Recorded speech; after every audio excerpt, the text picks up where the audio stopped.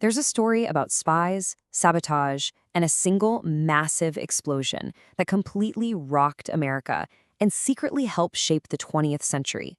But here's the crazy thing. You've probably never even heard of it. So let's fix that. This is the story of the Black Tom explosion.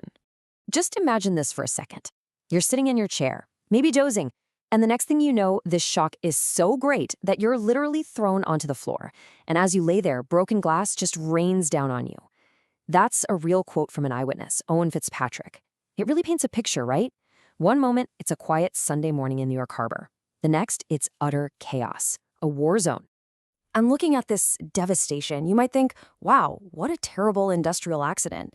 But that's not what this was, not even close. What you're seeing here is the aftermath of the first major foreign terrorist attack on U.S. soil. This was deliberate, an act of sabotage carried out by German agents, all while America was still officially neutral in World War I. Okay, so let's set the scene. We're talking about the early hours of July 30th, 1916. The spot is Black Tom Island in New Jersey. Now, don't let the name fool you.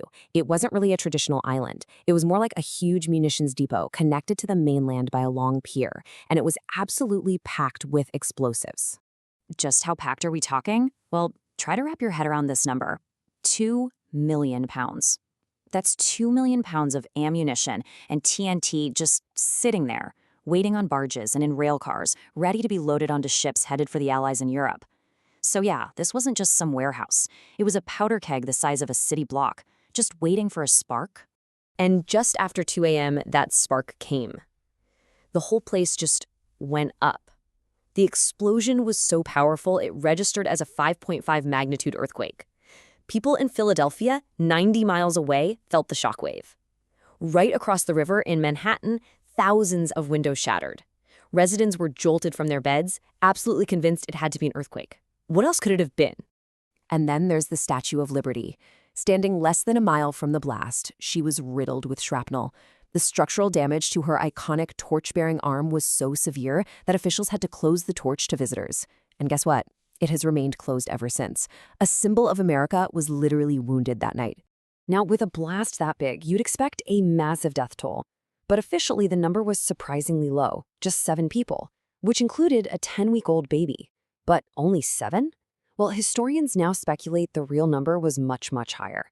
You see, there were shanty towns nearby filled with undocumented laborers and transient workers who may have just vanished in the explosion, their deaths never recorded. So here's where the story gets really strange. Even with clear signs of German sabotage operations already happening across the US, the official response was basically to downplay it. So the big question is, why? Why was this massive attack brushed aside as just an accident? Well, the tone was set from the very top. President Woodrow Wilson himself called it, and get this, a regrettable incident. That's it. You have to remember, it was an election year. Wilson was running for re-election on the hugely popular slogan, "He kept us out of war." Admitting that a foreign power had just blown up part of New York City, well, that would have made staying neutral pretty much impossible. The truth is, America in 1916 was just not equipped to deal with this kind of threat. I mean, think about it. There were no federal anti-sabotage laws on the books. There was no CIA, no National Intelligence Service.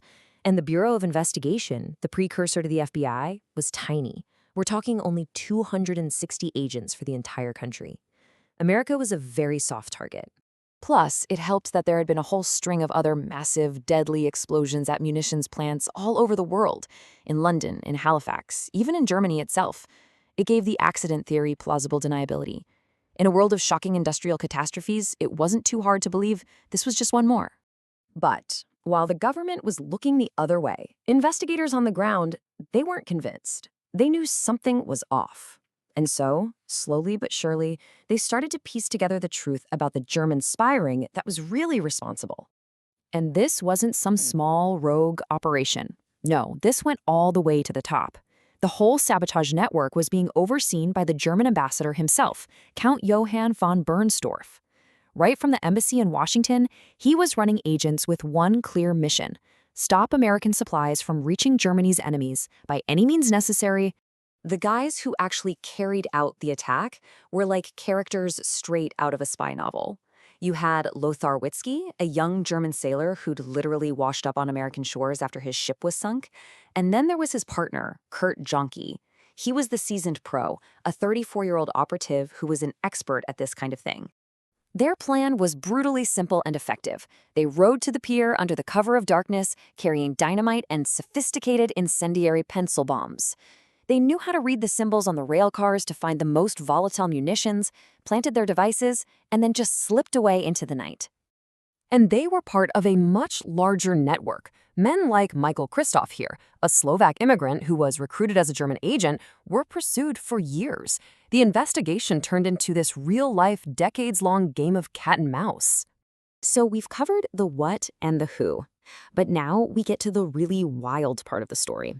This is where this one single, forgotten act of sabotage begins to cast an incredibly long shadow, with consequences that are honestly almost impossible to believe. First off, Black Tom was a massive wake-up call. It forced America to get serious about national security.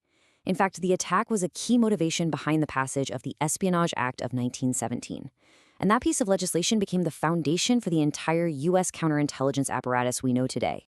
Then there was the legal battle for compensation, which was absolutely epic. It took until 1939 for Germany to finally be found responsible. But by then, Hitler's government was in power, and they flat out refused to pay. It wasn't until 1953 that West Germany finally agreed to settle the claim. And the final payment, it wasn't made until 1979, 63 years after the explosion. Just incredible. And here's where we get into a historical chain reaction that is just mind-blowing. One of the original German spy masters, a guy named Franz von Papen, was named in the Black Tom legal proceedings. Now, you'd think that would ruin his career, but instead, he spun the accusations into this nationalist campaign about defending German honor, and it made him a hero to right-wing groups back home. And this is the chilling connection. Von Papen's revived political career put him in a position of incredible power, so much so that in 1933, he was the man who convinced the aging German president to appoint a little-known politician named Adolf Hitler as chancellor. He famously boasted that he and his coalition could control Hitler, that they'd have him pushed into a corner. It turned out to be one of the most catastrophic miscalculations in all of human history. But the story's shadow extends even further. Fast forward to World War II. President Franklin D. Roosevelt needed to justify the internment of 120,000 Japanese Americans, and in doing so, he invoked the memory of German sabotage from the previous war. He reportedly told his staff, "We don't want any more Black Toms." Let's just step back and process that. A single act of sabotage led to the creation of U.S. counterintelligence, sparked a legal battle that spanned 2 world wars, played a bizarre indirect role in Hitler's rise, and was then used to justify one of the most shameful chapters in American history. All from one night. The attack on Black Tom wasn't just a big explosion. It was a catalyst. It changed laws, it influenced careers, and it affected the course of world events in ways no one could have predicted. Which really makes you wonder, doesn't it? How could a story this important, with a legacy this profound, be so thoroughly erased from our collective memory?